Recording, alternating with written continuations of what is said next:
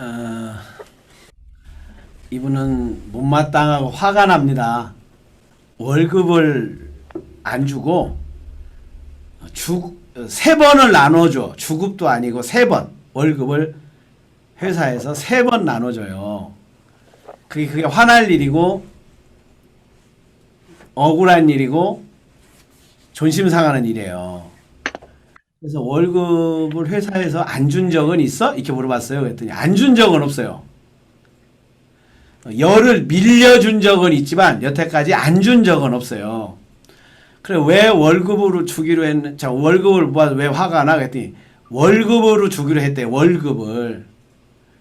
그래서 내가 안 가봤는데 태국 같은 데는 주급이라고 그런다. 월급을 주면 돈을 다 써가지고 회사를 안 나와서 이렇게 일주일씩 아니면 열흘씩 준다고 그러던데. 그랬더니 하여튼 월급을 못 받는 일이 화날 일이야. 그 왜 그래? 당연히 줘야 된대. 아 당연히. 그렇지 당연히 줘야지. 그러면 자네 그 월급 탄 거 부모님한테 용돈 드려? 아니요. 그랬더니 나 당연히 줘야 되는데 내가 그랬죠. 그 당연히 줘야 되는데 자네 월급 받았으면 부모님한테 당연히 줘야지. 아, 자네 학교 다닐 때 부모님이 어 뭐야 밥 주고 용돈 주고 뭐야 학비 줘서 학교 다녔지. 예 어떻게? 그건 당연히 부모님이 해야 될 일이죠. 그래서 아니 당연히 자네가 해야 될 일이지. 이제 월급을 받았으니까 월급 중에 얼마를 부모님 고맙습니다 하고 어머니 아버지한테 드려야지. 당연히 드려야지. 근데 그것은 당연히가 안 들어와. 당연히가 안 들어와. 또 어느 날 그런 부류의 사람이 하나 또 왔어요. 사무실에 만나서 당연히가 참 많아 이 사람은. 나라에 대해서 당연히 해줘야 되고 회사가 당연히 해줘야 되고 좀 얘기 듣다가 자네 숨은 누가 쉬어? 이렇게 물어봤어요. 제가 쉬죠. 당연히 내가 쉬죠. 그래? 아, 숨 자네가 쉬네. 당연히 자네 걸을 수 있지. 당연한 거잖아. 해 뜨는 거 바람 부는 거 뭐지 이거? 당연한 거예요. 그래서 당연히가 많으면 편리할 수는 있는데 자네가 큰 걸 잃어버리고 살아갈 수가 있어.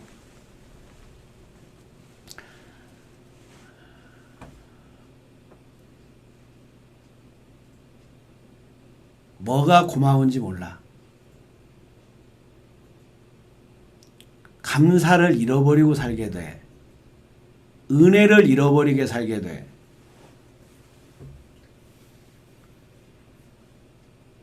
숨 누가 쉬어? 조금만 생각해봐. 내가 쉰다고 생각하지 말고 조금만 생각해봐. 숨 당연히 쉬어지는 거야? 심장 당연히 뛰는 거야? 하늘의 별 당연히 볼 수 있는 거야? 비 당연히 와? 당연히면 비에 대한 고마움이 없어. 햇빛에 대한 고마움이 없어. 심장 뛰는 것에 대한 고마움이 없어. 보는 것에 대한 고마움이 없어. 당연히는.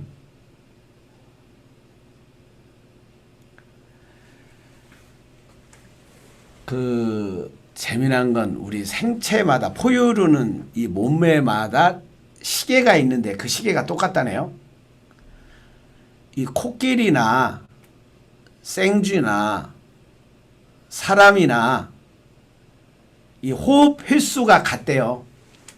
일평생 호흡 횟수가. 재밌지 않아요? 5억 번이래. 5억 번. 5억 번 쉬고 죽는 거래. 응? 그래도 당연해?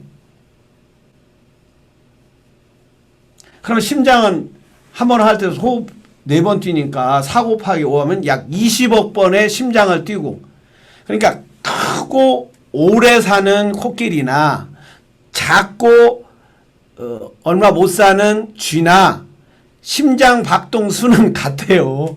5억 번?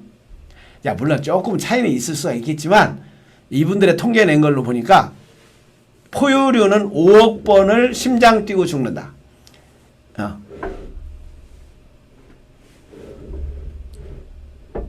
20억 번인 거야? 20억 번이지. 5억 번 호흡을 하니까 4, 5, 20억 번 심장이 뛰는 거지. 그래도 당연히야. 아침에 눈 뜨면 당연해요. 눈 뜨는 게. 이 세상에 가장 무서운 싸움이라는 시가 있어요. 이렇게 시작이 돼요. 아침에 눈 뜨면 세계가 있다. 아침에 눈 뜨면 당연한 세계가 있다. 당연의 세계는 당연히 있다.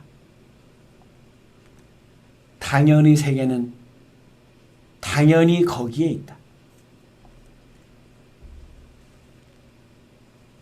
거기 당신의 세계, 당연의 세계는 거기에 너무도 당연히 있어서 그 두꺼운 껍질을 벗겨보지도 못하고 당연히 거기에 존재하고 있다. 그러니까 당연에 같이 살 때 두꺼운 껍질에 있다고 이 시인은 본 거야. 당연이라는 껍질 속에서 삶의 핵심을 놓치는 거지. 당연의 세계는 누가 만들었을까?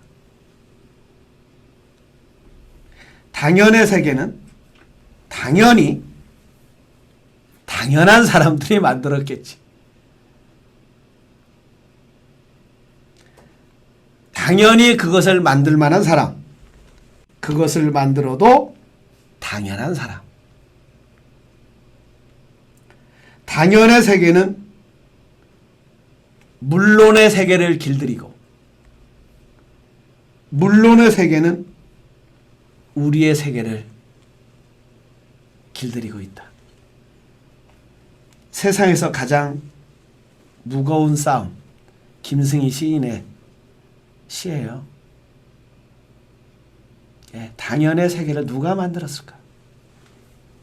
당연의 세계는 물론의 세계를 만들고, 당연의 세계는 껍질을 두껍게 해서 그 안에 있는 것을 못 보게 해요. 회사가 당연히, 저는 굉장히 요번에 뿌듯했거든요. 전번에도 초대받은 적이 있었지만 G7 국가, 쉽게 말하면 부자 나라잖아요. 일단 경제적인, 문화적인 것도 경제 부탁하니까 일단 이제 다른 건 놔두고 경제적으로 가장 부유한 나라 7나라에 우리가 조금 이렇게 꼽사리는 낀 거잖아요. 근데 그게 당연해. 근데 우리가 어렸을 때 생각해보면 당연하지 않잖아요. 우리 미국 사람들이 좀 밀가루 먹고 컸잖아요. 옥수수 가루 먹어서 쪄가지고 빵 줬잖아요. 죽 써가지고 우리 줄 서서 타 먹었잖아요. 당연하지 않잖아. 자, 아침에 눈을 뜨고 본다. 이거 당연하지 않잖아. 하늘에 어제도 저녁 수련 마치고 딱 나갔는데 이 포항에서 온 바로님이 산림마을은 하늘에 별이 많아요. 그런데 그때 제 안에 별이 많아요 할 때 그 많아요라고 하는 게 우리 눈에 이 머리에 들어올 때는 약 2,000개 정도가 보여야 많다라고 느껴지기 시작한다네. 근데 하늘의 별이 진짜 몇 개예요? 그 10에 18승인가 막 그렇게 써 있어요. 어디 책 보면. 그래서 어떤 사람은 그거 복잡하니까 이렇게 계산해 주는 게 좋아. 근데 이 계산법이 맞아요. 하늘의 별이 얼마나 많냐면 이 지구상에 있는 모래 다 합한 거보다 더 많대요. 그거에 몇십 배래. 이 지구상에 있는 모래 다 합한 거. 그 개수 쉬어서. 그 하늘의 별이 더 많대. 당연해. 자, 깨어난다는 게 뭘까? 당연한 거에서 깨어나는 게 아닐까? 자, 왼발, 오른발. 우리 그때 당연히 놨던 걸음이 그때 알아차리게 돼요. 들숨, 날숨. 들숨에 하나, 날숨에 하나. 그때 알아차리게 돼요. 이게 당연하지 않구나. 자, 밥을 한 끼라도 하루라도 금식해보면 이게 밥 먹는 게 당연하지 않구나. 어느 날 병주어 누워요. 이게 당연하지 않구나. 그래서 앞으로 1년 후에 죽는다면 하면 이제 프로그램 안내할 때 그렇게 안 할 거예요. 죽어버리니까 뭐가 안 될 것 같아. 그래서 이제 프로그램 제목을 바꿨어요. 1년 후에 중환자실에서 못 나온다면 요렇게 바꿀 거야 이제. 훨씬 와닿더라고 그게. 자, 당연히 우리는 이렇게 살 것 같지만 숨 쉬고 걷고 사람 만나고 먹고 화장실 가고 바람 맞고 비 맞고 무지개 보고 안개 보고 당연한 것 같지만 우리가 병문안 갔거나 요양원 가서 누워있는 분들 뭐 이렇게 꽂고 있는 분 아 이게 당연하지 않구나. 아 당연하지 않구나. 자, 당연에 같이 살면 잃어버리는 게 있어요. 만날 수 없는 세계가 있어요. 그건 감사예요. 고마움이에요. 은혜예요. 그걸 느낄 수가 없어요. 그러면 뭐만 생기냐? 불평만 생겨. 불만만 생겨. 그럼 원망해. 자, 그 중에 하나. 내가 이 세상에 사는 게 당연한 줄 알아요. 당연한 줄 알아요. 세계에서 가장 돈 많이 가졌던 부자, 우리나라에서 가장 많이 가졌던 부자, 우리 때로서는 이병철 씨였거든요. 이병철. 그 다음에 그 아들 이건희. 그 다음에 요새도 이재용. 이게 대단한 거 아니에요? 3대째 한국에서 제일 부자야. 근데 이병철 씨가 마지막에 위암 수술 받고 이제 죽음을 앞두고 있을 때 이 양반이 불교 신자였나 뭐였다고 하는데 카톨릭 신부를 만나자고 그런데요. 정의채 신부님한테 면담 요청을 했대요. 그러니까 정 신부님이 그냥 보기는 그렇고 뭘 얘기할 건지 서로 나눠봅시다. 준비해서 만납시다. 이렇게 소식을 전했대요. 그랬더니 이병철 회장이 몇 개인가? 25개인가? 25개 물음을 적어 놓은 거예요.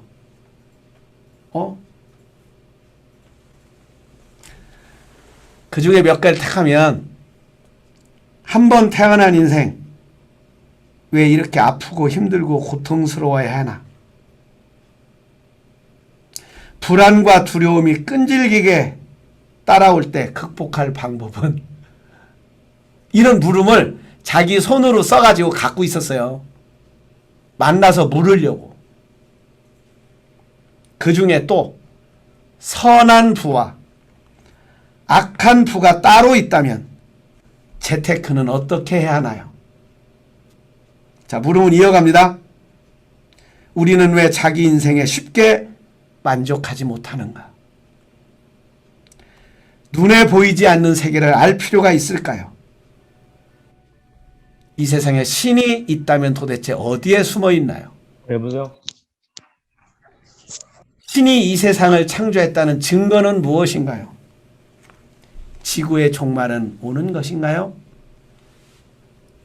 이런 물음을 메모지에다가 자기 글씨로, 그 글씨가 인터넷 뒤지면 나와요. 글씨 잘 쓰셨어요. 깔끔해요. 붓글씨도 잘 쓰셨거든요.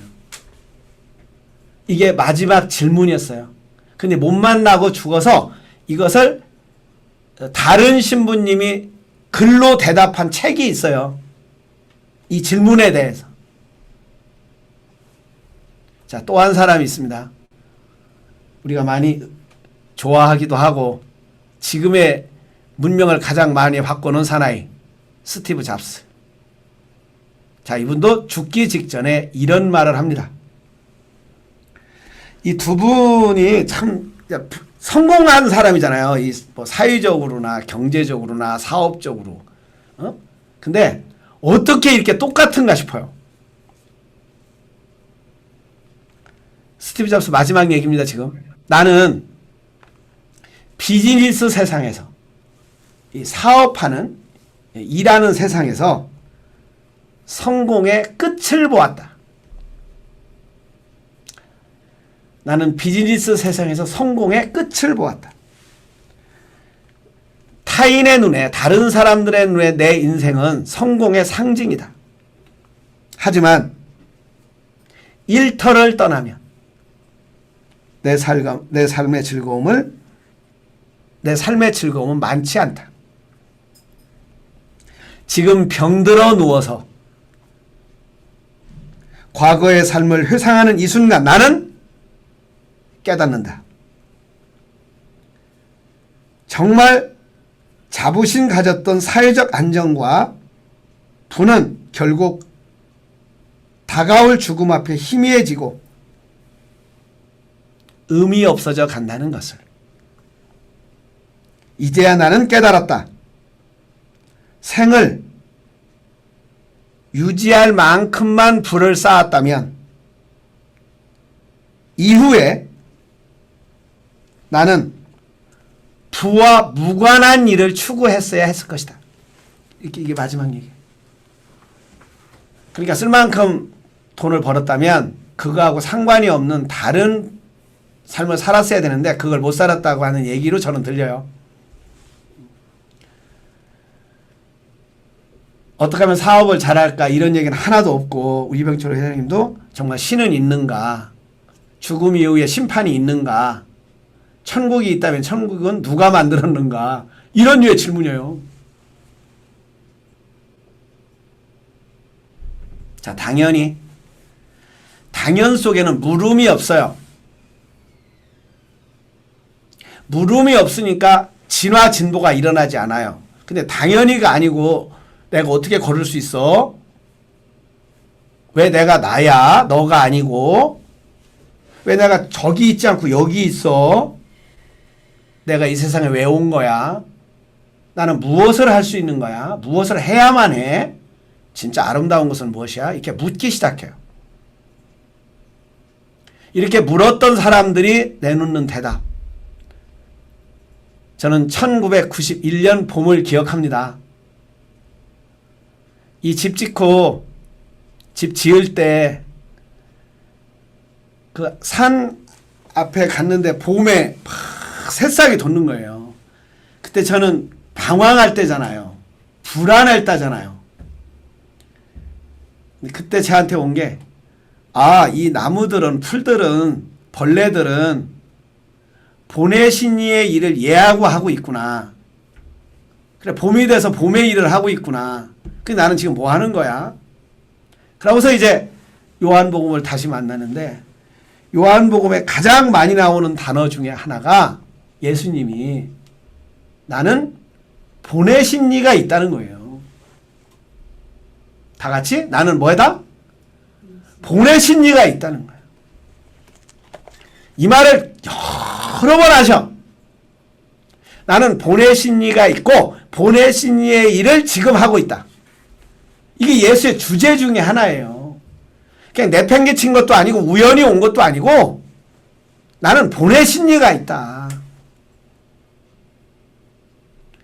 나는 당연히 마땅히 이게 온 게 와서 이게 사는 게 아니고 나는 보내신 이가 있다. 보내신 이가 있고 보내신 이의 일이 있다. 나는 그 일을 하다 갈 거다. 이제 제 나이 또래 친구들 만나고 이제 저보다 한 세대 높은 저희 은사님 세대를 만나고 이분들을 만나면서 또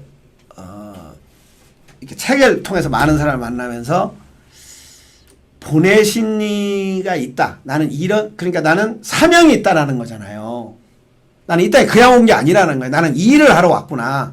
이걸 꽉 잡은 사람들은, 저는 이걸 믿음이라고 그러는데, 꽉 잡은 사람들은 사회적인 신분과 학력과 뭐와 상관이 없이 말년까지 올곧습니다. 향기가 있습니다. 그리고 아름답고 뒷모습이 깨끗합니다. 근데 내가 이 세상에 왜 왔지? 이걸 놓쳐버리면 내가 왜 왔지? 이걸 놓쳐버리면 이 말년이 노망 들리고 추해지고 방황하고 무섭고 불안하고 두렵고 하니까 추해질 수밖에 없는 거야. 근데 예수의 주제는 나는 보내신 이가 있다. 보내신 이를 알고 보내신 것을 믿는 자는 영생을 얻었다는, 그 사람들은 영생이라니까 삶의 질이 향상될 수밖에 없다는 거예요. 그걸 가진 사람은, 놓치지 않는 사람은. 그래서 오늘 예수가 한마디로 말합니다. 내가 온 것은 뭐냐? 내가 이 땅에 온 것은 뭐냐? 제가 읽은 중에 가장 선명한 것 같아. 가장 쉽고 가장 정확하고 내가 이 세상에 온 게 뭐냐? 자, 도적놈들은 도적질하고 죽이고 멸망하는 걸 왔어. 도적은 다만 훔치고 죽이고 파괴하는 거야. 나는 양들이 생명을 얻고 더 넘치게 얻게 하려고 왔다. 내가 온 것은 가장 첫 번째 양은 자기거든요. 잃어버린 양에 비유할 때 자기예요. 99마리 양을 구하지만 한 마리 잃어버린 한 마리 양은 차라 그 한 마리 잃어버린 양이 자기 자신을 말하는 거야. 나는 내 생명을 얻고 더 넘치게, 또 내 주변에 있는 사람들의 생명을 얻고 더 넘치게. 다른 말로 바꾸면 내가 이 세상에 온 것은 어제보다 오늘, 지난주보다 이번 주, 지난해보다는 올해 더 삶의 질을 향상하러 왔다는 거야. 더 아름다워지러 왔다. 더 깨끗해지러 왔다. 더 맑아지러 왔다. 이걸 꽉 잡은 사람들은 가면 갈수록 오히려 그 나이에 맞게 삶의 성숙이 돼가겠죠. 근데 이걸 모르면 그냥 직업을 나는 뭐하러 왔어? 그러면 직업을 잃어버리면 놓치는 거야. 그 직업은 내가 이 세상에 온 것을 이루기 위한 하나의 어느 기간 동안에 선택한 일이잖아요. 그 일이 끝나도 나의 사명은 내가 이 땅에 왜 왔는지, 나는 보내신 이가 있어. 나는 보내신 이의 일을 해. 에머슨이 그렇게 노래를 합니다. 무엇이 성공인가? 여러분들 많이 들었죠? 자주 많이 웃는 것. 아주 건강한 사람들이 비평받는 것. 친구들이 배신해도 화 안 내는 것. 실망하지 않는 것. 등등등 얘기하다가 이가 꼭 들어가요. 자기 태어나기 전보다 조금이라도 이 세상을 살기 좋은 곳으로 만드는 사람. 성공한 사람. 직장에서 성공한 사람. 그 사람이 들어와서 어떤 사람이 우리 직장은 그 사람이 들어와서 좋아졌어 라고 한 사람은 그 사람 성공한 사람. 에머슨이 말하는 거예요. 똑같은 얘기야 지금. 내가 온 것은 생명을 얻게 하되 더 풍성히 얻게 하는 것이다. 자, 내가 왜 이 집안에 태어났을까? 이 집안에 태어난 건 내가 태어나기 전보다 우리 집안을 더 풍성하게, 무지에서 벗어나고 가난에서 벗어나고 허약에서 조금이라도 한 발이라도 벗어나게 하기 위해서. 내가 이 회사에 왜 들어왔는가? 이 회사를 조금 더 키우기 위해서. 내가 이 동네에서 왜 사는가? 이 동네를 조금 더 아름답게 하기 위해서. 그래서 어느 날 한 수도사가 있는데, 다른 수도사는 막 다른 지점이 아니지, 분원으로 원장으로 이렇게 나가는데, 이 수도사는 20년째 밥만 하는 거예요. 원에 밥. 불만이 세였죠. 자기 후배들도 나가고 그러는데. 그래 어느 날, 오늘도 어떻게 부엌은 깨끗이 잘 청소했어? 라고 하니까 원장 수사님이 그렇게 얘기하니까 이 사람이 화가 났는지, 제가 이게 20년째입니다 하면서 쓸던 빗자루를 던졌대요. 그러니까 그걸 바라보고 있던 노 원장 수사님이 이렇게 들어가면서 네가 20년 동안 쓴 부엌 넓이만큼 이 지구는 깨끗해졌었지 하고서 가셨다는 얘기예요. 자, 내가 하고 있는 일, 내가 이 땅에 왜 왔지? 한 사람의 영혼이라도 내가 살리는데, 아름답게 하는데, 상처를 싸매는데, 더 자유롭게 하는데, 그래서 제 ALP의 최고의 가르침을 하나로 한다면 핵심 중에 핵심은 존귀현알이다. 그것만 잡으면 이 성경 전체 잡은 거다. 불경 전체 잡은 거다. 내가 누구냐를 알고 내가 무엇하러 왔는지를 아는 거다. 자, 존재에서 우리는 현상으로 나타났어요. 하나님께서 이 땅에 보냈냐고 똑같은 얘기예요. 그게. 자, 나는 없이 있었어. 공이야, 무야. 그건 무한이라는 거야. 정할 수가 없어요. 때가 되어서 나타났어요. 우리 성경말로 하면 보냄을 받았어요. 이 땅에. 미꾸라지로, 생쥐로, 생쥐가 생쥐의 일을, 곰팡이가 곰팡이의 일을 다 하고 있잖아요. 지금 예하고 하고 있잖아요. 죄송하지만 코로나 바이러스도 자기 일을 지금 열심히 하고 있지 않습니까? 우리 인간 편에서만 볼 때 사탄이고 나쁜 놈이지, 우주적으로 볼 때는 딱 필요해서 지금 코로나 바이러스 나타난 거 아니에요. 이놈의 곰팡이 때문에 죽겠네 하는데 곰팡이 없어 봐요. 벌레 없어 봐요. 그럼 우리 시체들 어떻게 됐겠어? 안 썩었으면? 안 돌아갔으면? 다 이해하고 있어요. 자, 그런데 그 인간 하나 더 있으니까 내가 이 땅에 왜 왔지? 뭐 하러 왔지? 한 유대인 랍비가 임종을 맞이합니다. 생각이 든 거예요.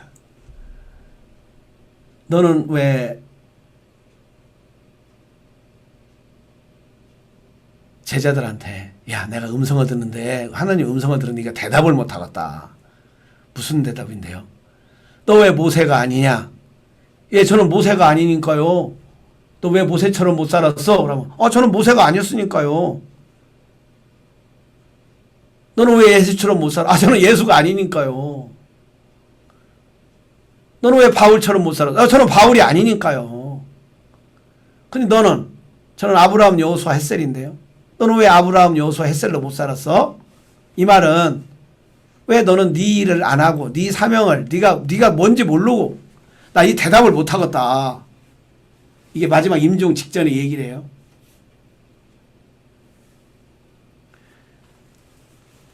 조병화님의 어머니에 대한 얘기를 하면서 어머니에 대한 시를 많이 쓰셨거든요. 근데 그 중에 하나의 시작 노트에 이렇게 되어 있어요. 어머님이 심부름을 시켰어. 시장 가서 뭐를 사와라. 근데 시장 가니까 구경할 게 너무 많은 거야. 시장 구경을 했어. 시장 구경을 하다 보니까 해가 기우네. 이게 돌아가야 되잖아요, 이제. 근데 아이고, 그때 생각이 났어. 내가 여기 왜 왔는가를. 뭐 하러 왔어요, 여기 지금? 어머님 심부름을 시켜서 왔구나를 알았어요.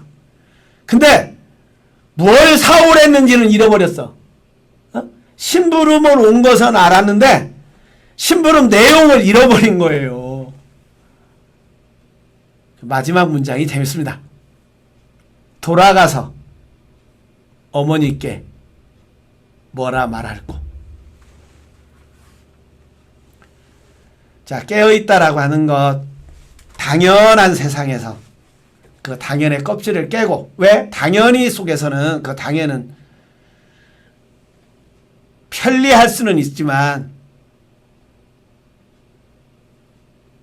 속도를 낼 수는 있지만 능률적일 수는 있지만 다른 면에서 엄청난 걸 놓칠 수 있다. 은혜와 감사를 못 보게 해요. 우산? 뭐 우산 당연하지 뭐. 햇빛 당연하지. 기차 맞춰서 오는 거 당연하지. 걷는 거 당연하지. 숨 쉬는 거 당연하지. 근데 어느 날 이게 당연한 게 아니구나. 그때 헤아릴수록 왼발 오른발이 고맙고 두 발로 화장실에 온 것이 기적이고 숨 쉬는 게 기적이고 심장 뛰는 게 기적이고 내가 하늘을 볼 수 있게 기적이고 친구 얼싸할 수 있는 게 기적이고 손주가 내 품에 안기는 게 기적이고 놀라움과 감사와 바로 그것이 은혜를 깨닫고 은혜를 기억하는 게 아닐까 싶어요. 자, 예수는 요한복음에 끊임없이 얘기합니다. 나는 누가 있다? 보내신 이가 있다. 보냄을 받았다. 이걸 여러 번 얘기해요. 자, 내가 이 세상에 온 것은